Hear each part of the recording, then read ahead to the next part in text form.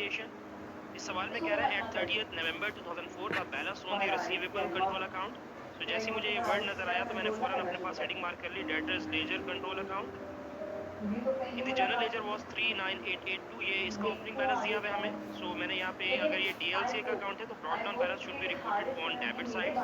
39982 का बैलेंस लिखा।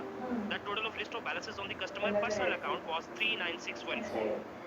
सो ये अमाउंट मैंने यहाँ लिस्ट ऑफ बैलेंसेस में लिख दी 39614। तो ये लिस्ट ऑफ बैलेंसेस किसकी है? अगर डीएलसीए दिया हुआ है तो ऑब्वियसली ये लिस्ट जो होगी वो आपकी कस्टमर्स की लिस्ट होगी। कह रहे हैं कि ये दोनों बैलेंसेस क्यों डिफरेंट है, उसके लिए हमें ये कुछ एरर्स पता चले तो वन बाय वन हम एरर्स की डिस्कशन करेंगे। कह रहे हैं कि an invoice of 4288 was entered correctly in the ledger, यानी कि टी अकाउंट में तो बिल्कुल सही आपकी रिकॉर्ड की गई, करेक्टली एंटर हुई भी है जनरल लेजर, यानी कि टी अकाउंट में वो बिल्कुल सही आपकी उसको लिख लिया गया है। But no entry was made in the personal account. Personal account का मतलब होता है लिस्ट ऑफ बैलेंसेस।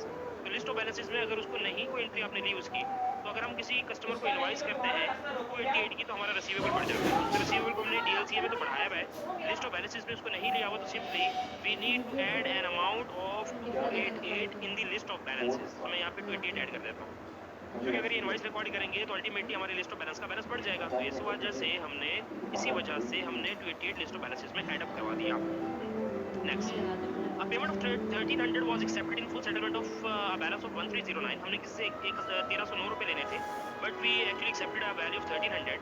कह रहे no entry was made to record the discount। ये डिस्काउंट की एंट्री कहाँ नहीं बनी? तो डीएलसीए में नहीं बनी या लिस्ट ऑफ बैलेंसेस में नहीं? तो भाई अगर कहीं ये मेंशन ना हो, जैसे ऊपर वाले में तो मेंशन था कि लिस्ट ऑफ बैलेंसेस में नहीं, तो हमने इसको वहाँ पे एडजस्ट किया। तो अगर क्वेश्चन में इस तरह से साइलेंस हो, खामोश हो, कुछ कंफर्म ना किया हो कि ये एरर, ये मिस्टेक या ये ओमिशन कहाँ पे नहीं हुई, तो ऐसे एरर की एडजस्टमेंट दोनों जगह पे की जाती है।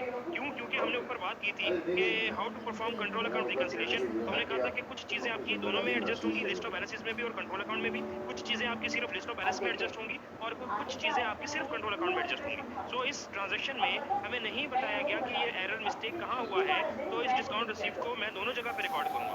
और डिस्काउंट रिसीव की वजह से हमारे रिसीवेबल्स कम हो जाते हैं। डीएलसीए में रिसीवेबल्स को कम करने के लिए क्रेडिट साइड पे रिकॉर्ड किया जाता है, और इतनी अमाउंट मैंने अपने पास लिस्ट ऑफ बैलेंसेस से भी माइनस कर दी। ये 9 कहाँ से आया? अगर किसी से हमने 1309 लेने थे और हमने 1300 लिए, तो 9 रुपए का जो डिस्काउंट था वो कहीं भी रिकॉर्ड नहीं था। So we recorded it in both DLCA as well as, और साथ के साथ हमने इसको कहाँ पे एडजस्ट किया? लिस्ट ऑफ बैलेंसेस में भी एडजस्ट किया। What is next entry? कह रहा है a credit note issued to a credit customer for 120 was incorrectly treated as an invoice। Credit note कब इशू किया जाता है? क्रेडिट नोट कब इशू किया जाता है? जब आप कस्टमर का बैलेंस क्रेडिट करते हो। कितने अमाउंट का वो क्रेडिट नोट था? 120 का। जब कस्टमर का क्रेडिट नोट इशू करने का मतलब, कस्टमर को क्रेडिट नोट इशू करने का मतलब रिसीवेबल्स का कम होना। क्रेडिट नोट इशू करने का मतलब रिसीवेबल्स का कम होना, और इनवॉइस इशू करने का मतलब, कि रिसीवेबल का बैलेंस बढ़ना।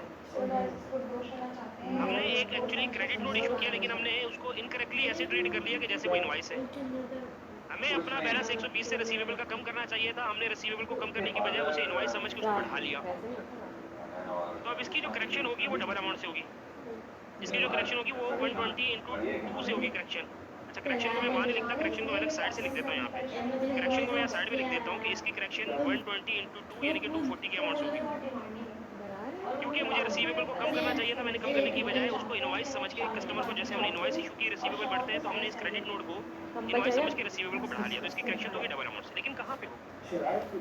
यहाँ पे क्वेश्चन साइलेंस है, कोई कुछ नहीं बताया कि ये कहाँ पे मिस्टेक की। तो अगर ये कुछ नहीं बताया हुआ, तो जैसे ऊपर डिस्काउंट का कुछ नहीं मेंशन था, तो उसकी एडजस्टमेंट हमने दोनों जगह पे की थी। तो यहाँ पे भी हमें एडजस्टमेंट दोनों जगह पे करनी पड़ेगी। और कितनी अमाउंट से करनी पड़ेगी? 240 से। तो 240 से इफेक्टिवली क्रेडिट नोट इशू होने की वजह से रिसीवेबल कम होने चाहिए, हमने बढ़ा दिए थे। अब रिसीवेबल को कम करेंगे बाय डबल अमाउंट, और रिसीवेबल कम करने के लिए इस अकाउंट की इसको क्रेडिट रिकॉर्ड किया जाता है, इसको क्रेडिट किया जाता है, और इसको लिस्ट ऑफ बैलेंसेस से भी माइनस किया जाएगा इतने अमाउंट को। ठीक है जी, you can type if you have any query, you can type in the chat box. Next बात करते हैं, कह रहे हैं an addition error on a personal account. Personal account का वर्ड क्या बताता है हमें?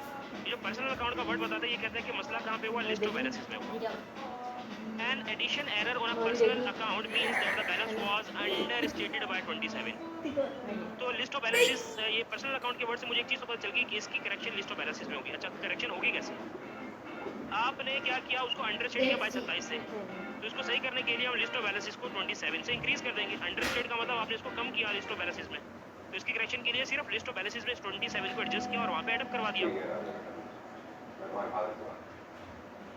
नेक्स्ट एंट्री में आपको कह रहा है customer had lodged a payment of 325 directly to Elizabeth's bank account. The balance on the personal account was adjusted. Again personal account का वर्ड बार-बार आ रहा है, मैं बार-बार आपको बता रहा हूँ कि personal account का मतलब list of balances. List of balances में तो ये एडजस्टमेंट हो गई है, but no entry was made in the general ledger. General ledger का मतलब टी अकाउंट, यानी कि डीएलसीए में इसकी कोई एंट्री नहीं हुई, लिस्ट ऑफ बैलेंसेस में ये एंट्री हो चुकी है। जब एक कस्टमर हमें पेमेंट करता है तो कस्टमर का बैलेंस बढ़ता है, रिसीवेबल बढ़ता है, ये कम होता है, ये ऑब्वियसली कम होता है। अच्छा, वो कम कहाँ पे करना है? क्या लिस्ट ऑफ बैलेंसेस में करना है? नहीं, क्यों? क्योंकि लिस्ट ऑफ बैलेंसेस हम ऑलरेडी एडजस्ट कर चुके हैं। कहाँ पे इसको बैलेंस कम करना है? कंट्रोल अकाउंट में, जनरल लेजर में, टी अकाउंट में। तो वहाँ पे इसका बैलेंस कम करने के लिए हम इतने अमाउंट को 325 जो हमें कस्टमर ने डायरेक्टली बैंक में भेज दिए, तो हमने उतने अमाउंट से अपना रिसीवेबल बैलेंस कम कर लिया। An invoice of 644 was posted as 466 in the journal ledger. Again ये journal ledger का वर्ड में क्या बता रहा है? T account. ये मसला कहाँ पे हुआ? टी अकाउंट में। और टी अकाउंट को अदर वर्ड्स में क्या नाम दिया जा सकता है? Control account. तो ये एक 644 की इनवॉइस थी, इसने टी अकाउंट यानी कि डीएलसी में मसला किया है। लिस्ट ऑफ बैलेंसेस बिल्कुल सही रिकॉर्ड हुआ है। हमने कितने से रिकॉर्ड कर दी? 466 से। तो दोनों का डिफरेंस ले लो, 644 और 466 कितना हुआ? मैं जब पढ़ते होंगे बच्चे उनको कहता हूँ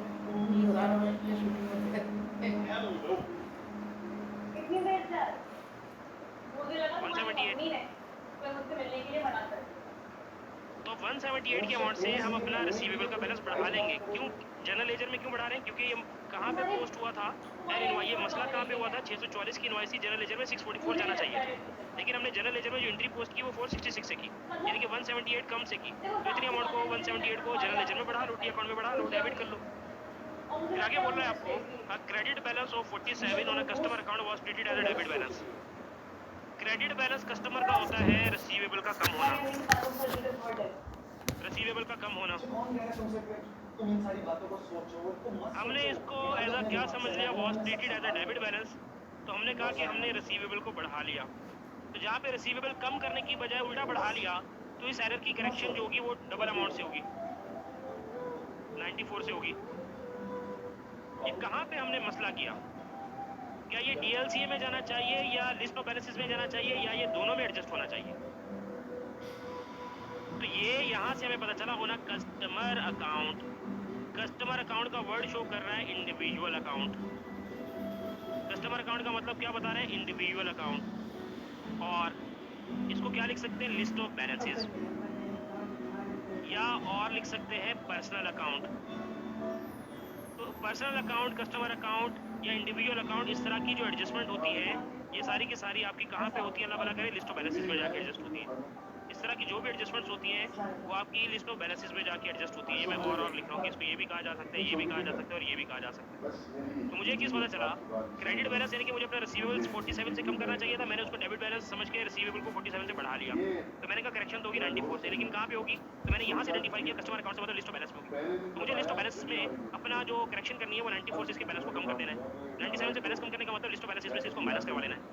ये सारा काम करने के बाद if you conclude the things, तो यहाँ पे आपका कितना बैलेंस आ रहा है? 39982 plus 178। So this balance is effectively 40160। यही 40160 यहाँ भी आएगा, लेकिन कैरी डाउन बैलेंस कितना आ जाएगा आपके पास? सो इफेक्टिवली 39580 आपका यहाँ पे कैरी डाउन आ जाएगा, और यही कैरी डाउन नेक्स्ट टाइम के लिए ब्रॉट डाउन बैलेंस बनेगा 39580 से।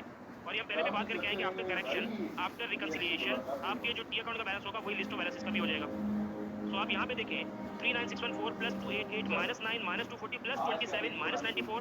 सो इफेक्टिवली यहाँ भी जो अमाउंट आ रही है ना वो 39580 आ रही है।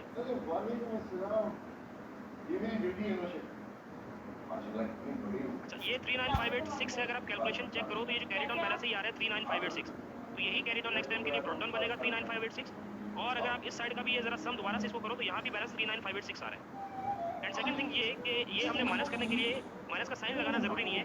क्रेडिट टी अकाउंट के क्रेडिट साइड पे लिखने का मतलब वैसे ही रिसीवेबल आपका कम हुआ है। रिसीवेबल के क्रेडिट साइड पे भी अमाउंट लिखने का मतलब कि रिसीवेबल वैसे ही आपका कम हुआ है, तो उस अमाउंट के साथ नेगेटिव साइन लगाने की जरूरत नहीं है।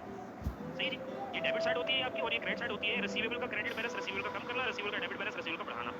तो तो जो जहाँ कम करना है वो क्रेडिट साइड का मतलब ऑटोमेटिकली कम हो रहा है। तो मैंने 3992 में ये डेबिट साइड एड की तो बैलेंस बना 1040160। इसमें से अगर 9 2 40 325 माइनस करेंगे तो कैरी डाउन बनेगा आपके पास 39586 और यही आपके लिए टोटल बना।